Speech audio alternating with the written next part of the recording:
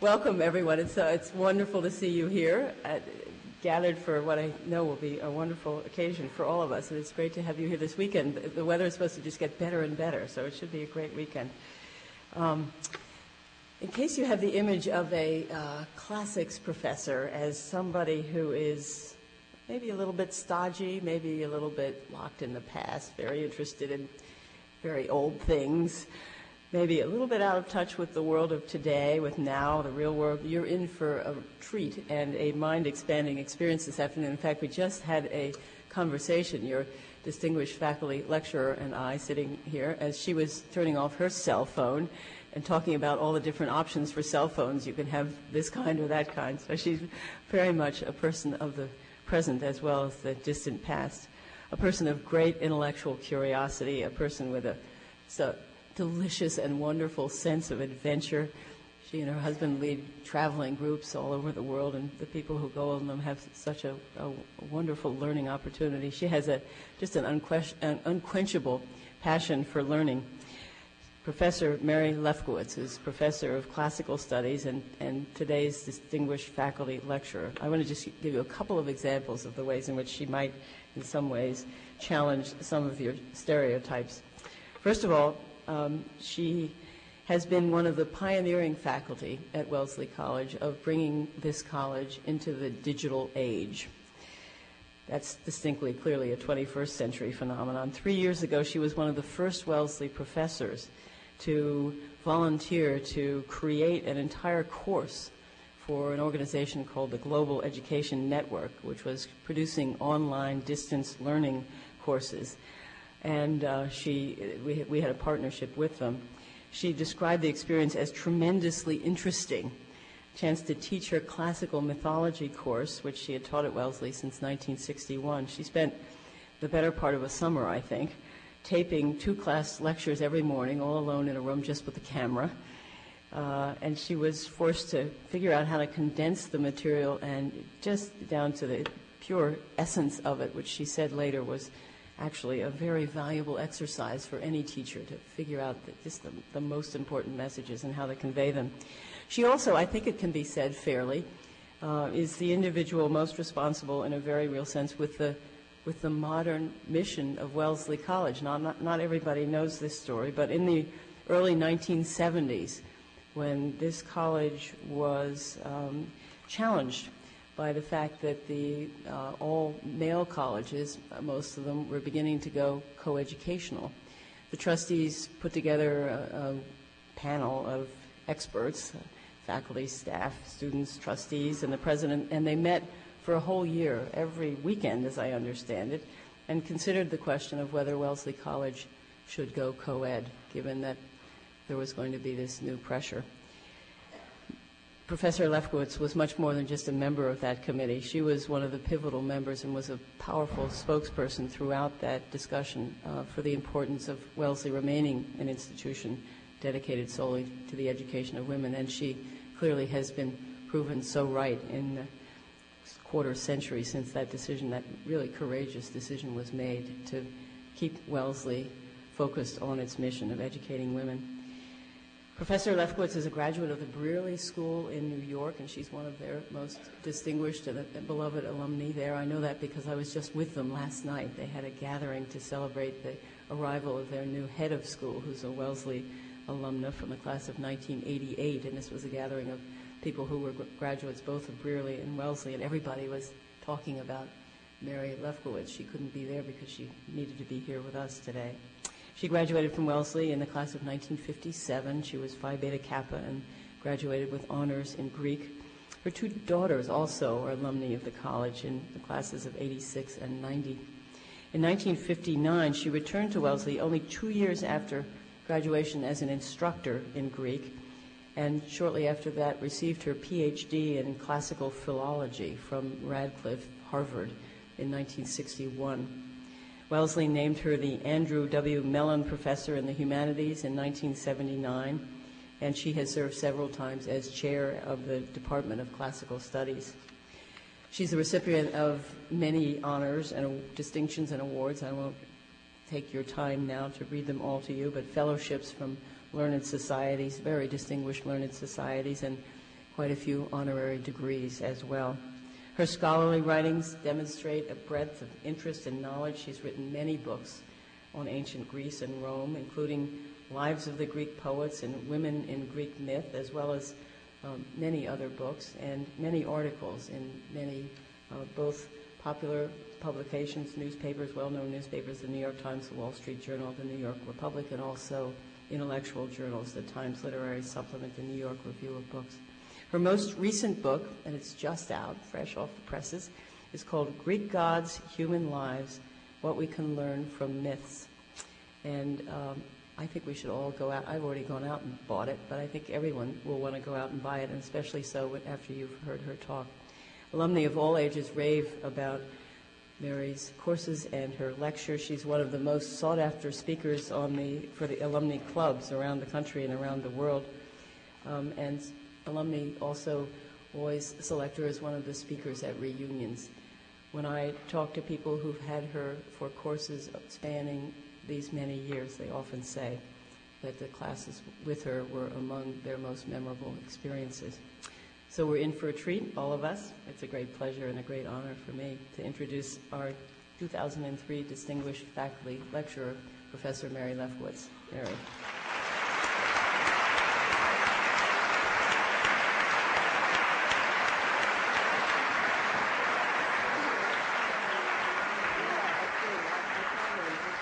I think so. I think I do. I'm not that tall. Okay, can you hear me? Thank you very much, Diana, for your very, I think, excessively kind introduction. And let me also mention, which you didn't mention, that the course I worked on, the digital course, never was produced. This says something. I'm not sure what. So the digital age has not yet come. Well, I do want to apologize to you all for not being able to accompany this talk with son et lumière, something beautiful, attractively digital slides, PowerPoint presentations, and for having to speak in a formal, traditional lecture fashion. This austere venue, with its inflexible, punitive chairs, I feel is clearly designed for sermons. My sympathies go out especially to those of you who have already attended several classes and have been bombarded with miscellaneous knowledge. But since miscellaneous knowledge is what colleges are meant to provide, perhaps it does make sense to end, well, it isn't really ending for you, a long day with some reflections on why it's important to keep on learning, even when we're tired and when we're feeling more like doing almost anything else. Well, I chose myths as my topic today because, as Diana has explained, I've spent much of my life thinking about them. Luckily for me, there's much that people today can learn from them, even though they were created so long ago and by peoples whose religion was very different from what we see around us in this chapel. Greek myths in particular, well, not entirely, because we've got this Halloween, I think this sacrilegious Halloween display in front of me, but Greek myths, I'm not going to talk about Halloween, because Greek myths in particular have a continuing appeal because they are, first of all, great stories. Children love them because, unlike television, myths make them use their imaginations. Myths take them into worlds beyond their own experience. Adults, by contrast, now at least, seem to use myths to discover who it is they are. As Joseph Campbell, how many of you actually heard, read Joseph Campbell? Some of the older people in this room surely encountered him in some form when he was really quite the hot ticket for a while and on television all the time. He put it in a book written years ago, 50 years ago possibly, about the hero, which has been reprinted many times. The latest, this is how he puts it, the latest incarnation of Oedipus, the continued romance of Beauty and the Beast, stand this afternoon on the corner of 42nd Street and 5th Avenue, waiting for the traffic light to change. And actually, though, I think he could have found even more interesting types at the corner of 42nd Street and Broadway. I say this as a graduate of New York City. But Campbell was surely correct in thinking that the first thing we do when we look at myths is to place ourselves in the context of larger context of human experience, and to understand the universal significance of our actions. Campbell uses myths therapeutically to cure the spiritual disorientation of the modern world. Heroes go on journeys to find themselves, to understand the nature of things. And Campbell mentions the gods only in passing. To him, the Greek gods are just another species of human being. And that's a really easy and popular way to look at myth, but it's not at all the way an ancient Greek might have understood myths. Strange as it may seem to us, the vast majority of ancient Greeks believed in these same gods that we try to ignore. And when ancient writers tell the stories, gods play an important and even dominant role in them. Myths were fundamentally religious stories, narratives about how to come to terms with forces beyond human control. Ancient Greeks learned about the gods from myths because they had no canonical text like the Bible. Every educated person read or heard the Iliad, the story of the wrath of Achilles, the destructive wrath that brought great sufferings to the Greek army at Troy and sent many souls of heroes to Hades, and the will of Zeus was accomplished. Those are the first 5 lines, somewhat condensed. Schoolboys and girls learned, as we know, it is girls, too, in later antiquity, learned to write by copying passages from the Iliad. It was read everywhere in the ancient Mediterranean world as long as ancient Greek was spoken. Now, the Iliad told people that even the greatest of heroes could never have accomplished anything significant without the aids of the gods, and that even the greatest heroes could not know for sure what the consequences of their actions would be. Achilles himself is a prime example. He causes the death of many men because he's angry with one man, Agamemnon, the leader of the Greeks. Agamemnon took his prize away from him. The prize was a woman, Chryseis, a woman whose husband and brothers Achilles had killed in battle when he was sacking their city.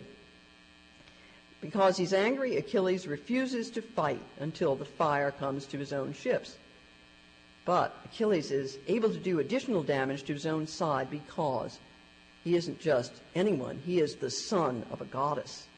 Through his mother, Thetis, he can appeal directly to Zeus, the greatest of the gods. Thetis asks Zeus to honor her son Achilles by favoring the Trojans against the Greeks in battle.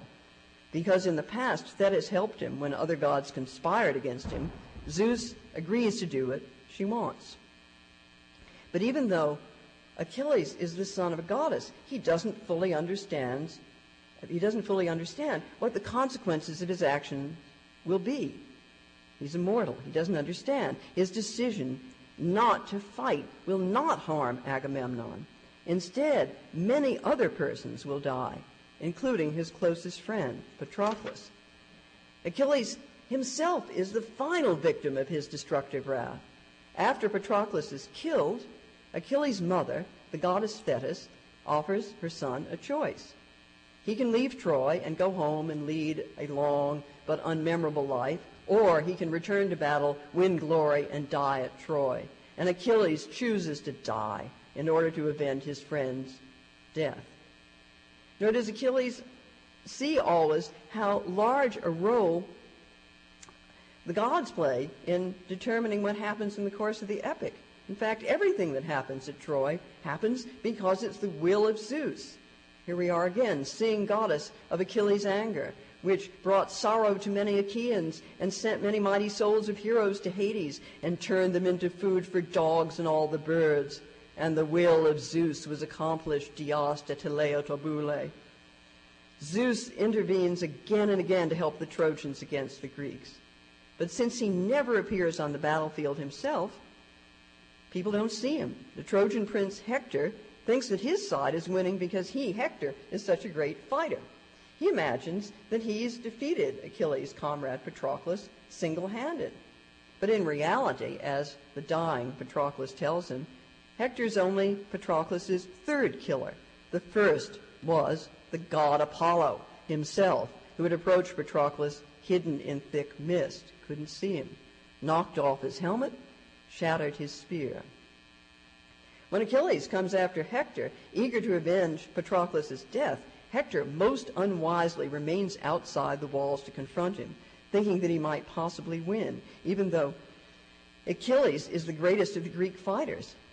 So Hector's there thinking he will win, but he's easily defeated by Achilles, not just because Achilles is swifter and stronger, but because the god Apollo abandons Hector, and the goddess Athena tricks Hector by pretending to be his brother, so that Hector thinks he can stand and fight the great Achilles because he has an ally.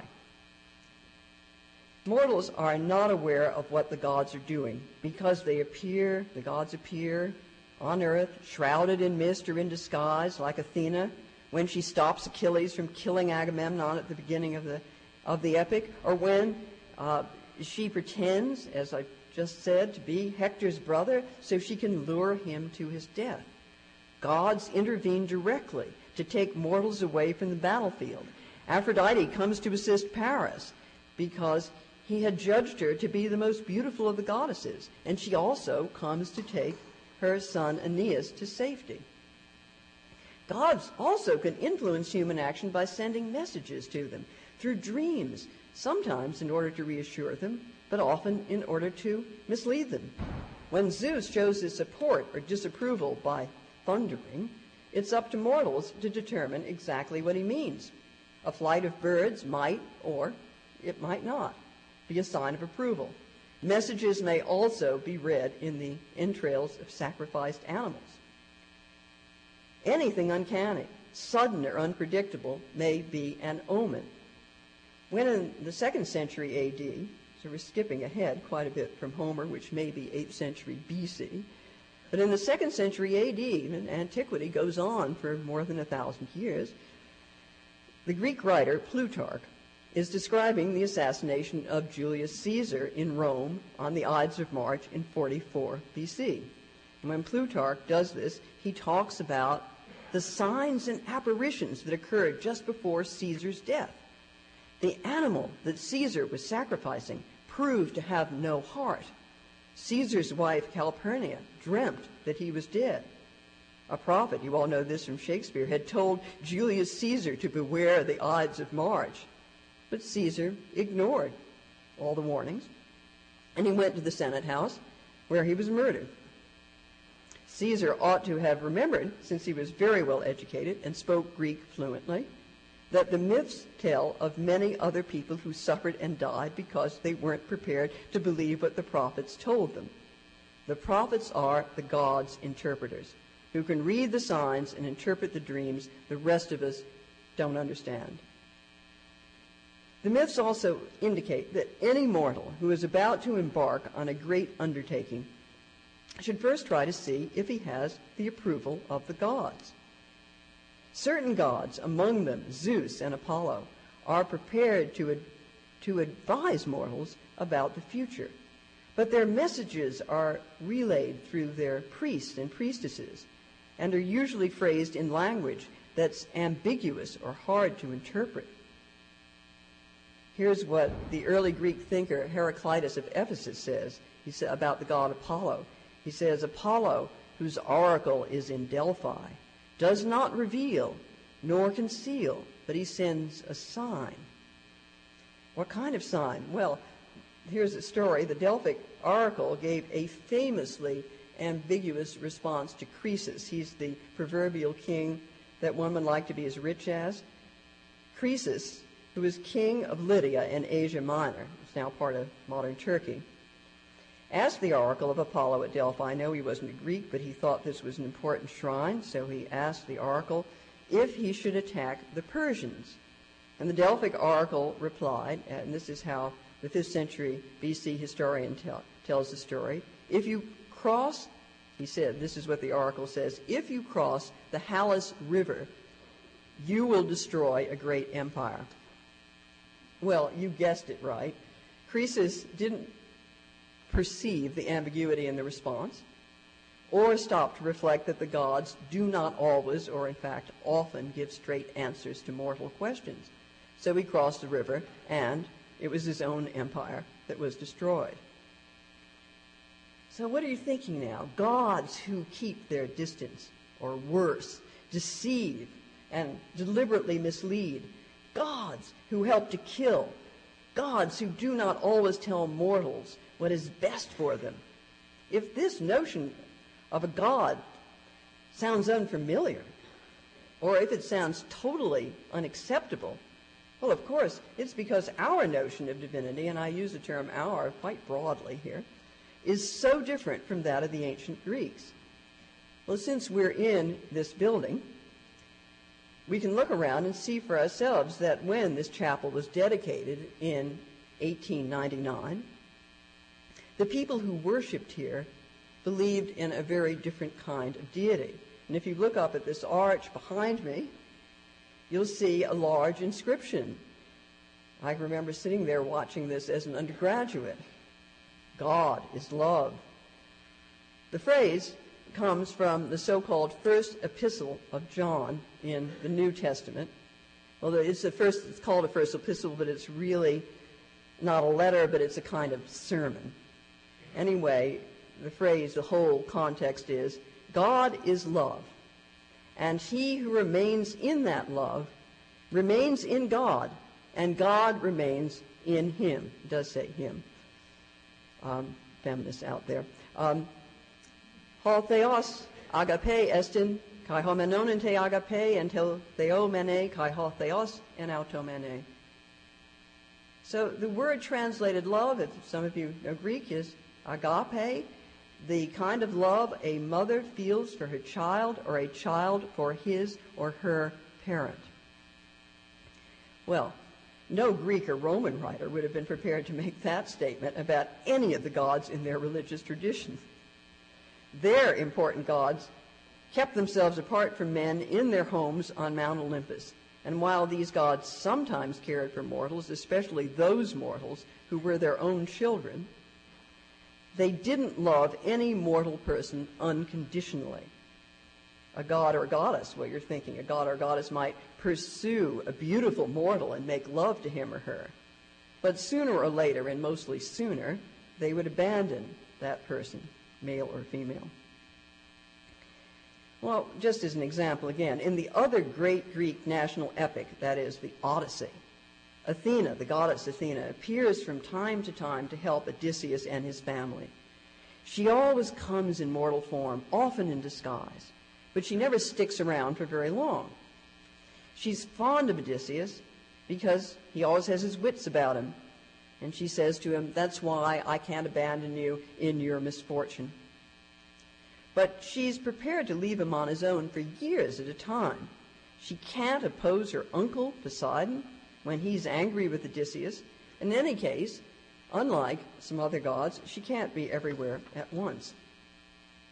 So Athena is not at all like the divinity described in the first epistle of John, the deity who is love. Nor can we say of Odysseus that he remains in God and God remains in him. So the ancient epic poems told their audiences who the gods were, what they were like, why these divine beings were ultimately quite different from mortal beings like themselves.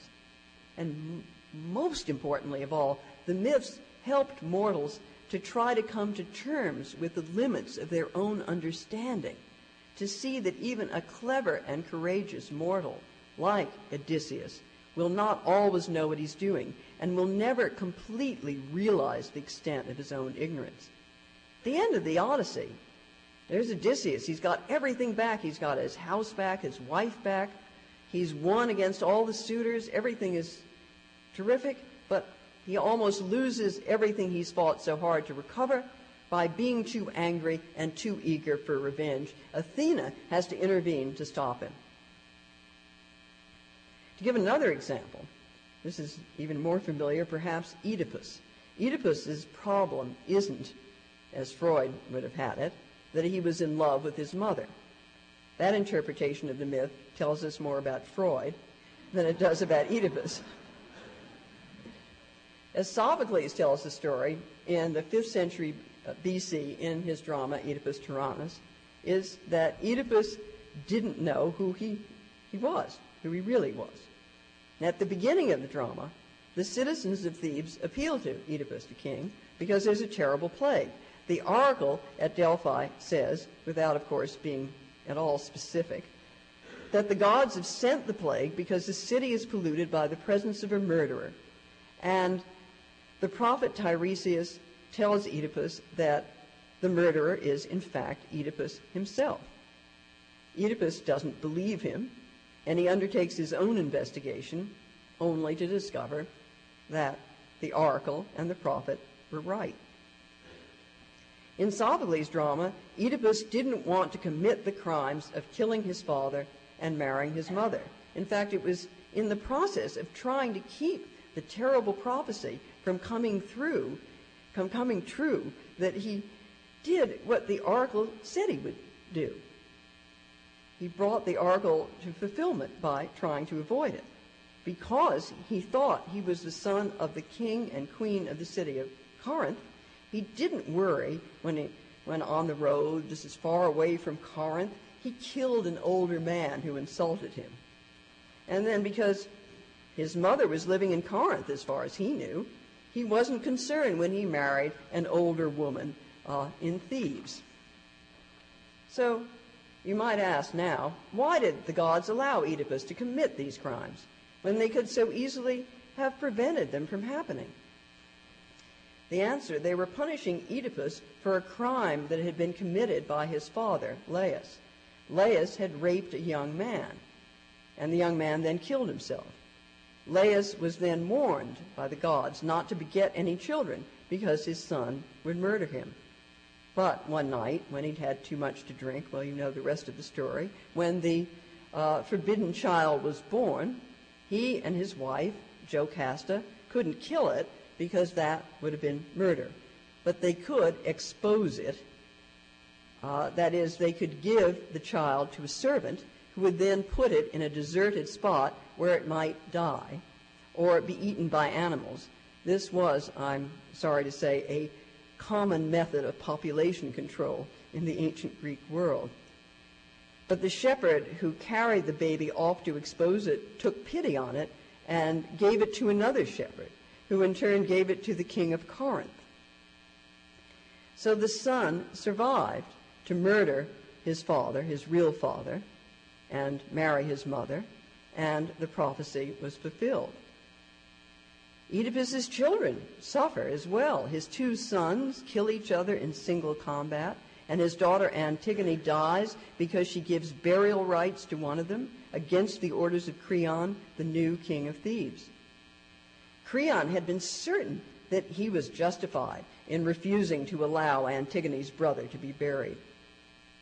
Finally, the prophet Tiresias, he's still around a generation later. He lived a very long time. And as always, he's right. Tiresias is able to persuade Creon that the gods wanted the burial to take place. But it's too late. Antigone has hanged herself. Creon's son and his wife have killed themselves, and at the end of the play, he's left alone. Well, Antigone was right, and this is a real problem for people who read the play now. She was right, but the gods didn't intervene to stop her from dying, did they? Well, the chorus explains this in a way in the drama, Antigone. As they say, one crime leads to another until the gods bring about the destruction of the entire family. For those whose house is shaken by the gods, no part of ruin is wanting as it marches against the whole of the family, like the swell of the deep sea when darkness runs beneath the water. Brought by the dire blast of winds from Thrace, it rolls up from the bottom the black sand, and the wind-vexed shores resound before its impact. Well, by this time, you're probably wondering what you can possibly have learned from myth, right? except maybe to stay home and not try to do anything ever. Minor characters in drama, in fact, often recommend that course of action. At the end of a particularly grisly narrative, this is in Euripides' Bacchae, it describes how a mother in a Bacchic frenzy killed her own son, and after this whole narrative, the slave who's giving the narrative concludes, "To practice moderation and to honor the gods is best. I think that it is also the wisest possession for mortals who use it." Well, now that's terrific advice, isn't it? It's very sensible. But how can anyone possibly follow it? How do we know what moderation is if we're mortal and tend to get things wrong? How can we possibly know what exactly the gods would like us to do if the messages they send are ambiguous and the gods themselves come in disguise so that even the wisest among us cannot be sure who we are talking to? How can we know? So perhaps we, as mortals, are really asking, why aren't the gods prepared to help mortals be less ignorant? An ancient Greek might answer that question by reminding us that Zeus and his family, the gods who are currently in power — you don't know that they're not still in power, perhaps — did not create humankind. Zeus and his family didn't create humankind. They simply inherited them as part of a world that had been created by their predecessors. Perhaps the Titan god, Prometheus, from the earlier generation, created mortals to help him in the war. His generation of gods fought against the younger generations of gods led by his nephew Zeus. Perhaps humankind came into existence some other way. The early sources aren't explicit. But now, compare the Old Testament. In the Old Testament, by contrast, God himself creates man in his own image, and he wants man to have a happy existence, and he makes him immortal, though inferior to himself, because when God creates the man, Adam, he does not allow him to know what God knows. God creates the woman, Eve, to be a companion for the man. But the woman and man disobey God and eat from the tree of knowledge of good and evil, and so they lose their immortality. And God ensures that life is hard for them, and they ensure that for themselves in a way, and their descendants. It's largely their own fault that they're driven out of paradise. The God of the Old Testament tried to make the man happy in the Garden of Eden. But Zeus, compare Zeus, his attitude is almost always hostile. He hides the means of life so that man will need to till the soil in order to eat. He's angry when the god Prometheus gives men fire to improve their existence so that they no longer have to live in caves, but can build houses and implements to make their lives easier. But when Prometheus steals fire and gives it back to men, Zeus punishes them by having the gods Athena and Hephaestus create a woman to make their lives more difficult. This is not what I say, it's what the text says. Men will need women to produce heirs, but they will need to feed the women and must put up with the women's deceit and treachery, so says the poet Hesiod. A man. So ancient Greeks, anyway, didn't expect Zeus to care for them like a father, or for his wife Hera to be a surrogate mother. That was a role that most angry and self-important goddess would never have been prepared to play. Instead, mortals tried to get the gods to help them by acts of respect and piety, sacrifices if they could afford them, or small offerings at the many shrines or sacred spaces one might pass in the course of an ordinary day. Gods were everywhere, and it was not safe to neglect any god, even if one didn't particularly approve of them or know exactly who they were. The religious observances in Homer's day were still being recommended in the early centuries of the Common Era. And here's advice for hunters from a Greek living in Syria in the 2nd century A.D. The Greek writer says, "I declare that nothing turns out well for mankind without the gods. And then he gives a long list of particulars. And he concludes, if they neglect the gods, they must come away with their pursuits half accomplished, with their dogs injured, and their horses lame, and the human beings will hurt themselves. That is what Homer teaches in his poetry, he says. Well, it may seem, doesn't it, that a religion like this would offer very few advantages, especially when compared to the three great religious traditions that derive from the texts collected in the Old Testament. Why believe in gods who are prepared to think of themselves before they think of us, who punish crimes only when they get round to it, and they don't offer any prospect of a reward for any mortal after death or at some future time or place? Well, yet, and this is by way of conclusion, let me suggest some of the reasons why this religion, for at least 1,000 years, made sense to its adherents, and why Greeks for many centuries were prepared to believe in their own myths, at least as they themselves told the stories. Their religion describes the world the way it is, with a terrible realism. Myths provide, by combining realism with fantasy, a way to understand why it is that disasters will strike, often when we're least expecting them, or why great prosperity cannot last, especially if it's acquired through dishonest means, or how we will not always see justice done in our lifetimes. Now, this way of looking at the world made sense in the 8th century BC, and it made sense in the 2nd century AD. The myths explain why a person cannot escape a terrible fate by relying on his own intelligence. In the process of avoiding the oracle about killing his father and marrying his mother, Oedipus contrived to fulfill it. The myths describe how a person like Antigone can do what is right, but will nonetheless die and not be rewarded in her lifetime. The myths tell us in many different ways why life will never be easy, and why it will even be absolutely miserable for many people. At the end of the Iliad, after Achilles has avenged Patroclus' death, the gods intervene to stop him from dragging the dead body of Hector around Patroclus' burial mound. Then the god Hermes brings Hector's old father, Priam, the king of Troy, to Achilles' hut in the Greek camp. And there the two men, Priam and Achilles, weep together. Achilles for his friend, Patroclus, and Priam for his son, Hector. And at that time, Achilles tells the old man about the 2 jars on the threshold of Zeus's house. One jar is full of good things, the other of evil. Zeus can give a man a combination of evil and good things, or just evil.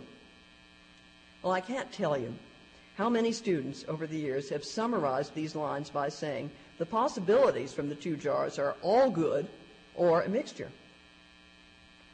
But in the Greek text, there's no possibility of a mortal life that is all good. Absolute happiness is reserved for the gods themselves, who never grow old and never die. If mortals can't look to the gods for comfort, they're compelled to go to other mortals for understanding and for consolation.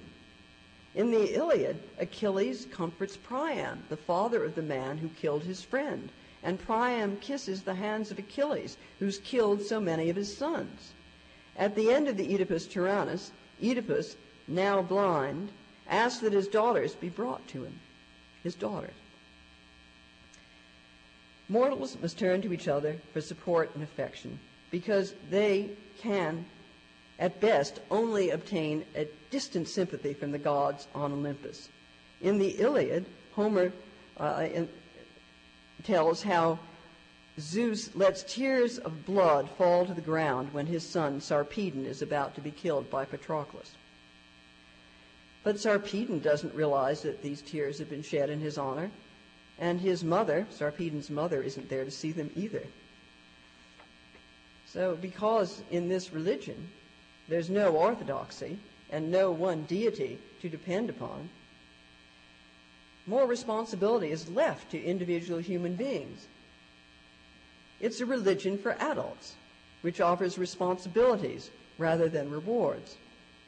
It's a religion that encourages questioning of the divinities and the oracles, because such questioning helps, or tries to help, to lead to a better understanding of human limitations. Yet despite the clear differences between this religion and the leading religions of our own time, these same stories can still offer a reliable guide to life. Do we really know what will happen to ourselves when we take it upon ourselves to, quote, destroy a great empire? Don't we need, rather than constant self-congratulation, frequent reminders of how little we really know, not only about the rest of the world, but about ourselves? Even if we're not prepared literally to believe in this ancient theology, we still, I suggest, have much to learn from listening to the myths as the ancient writers tell them. Fast forward now to the Middle Ages in Ireland and Scotland, when the spirits walked on All Hallows' Eve. Ladies and gentlemen, thank you so much for listening. Happy Halloween.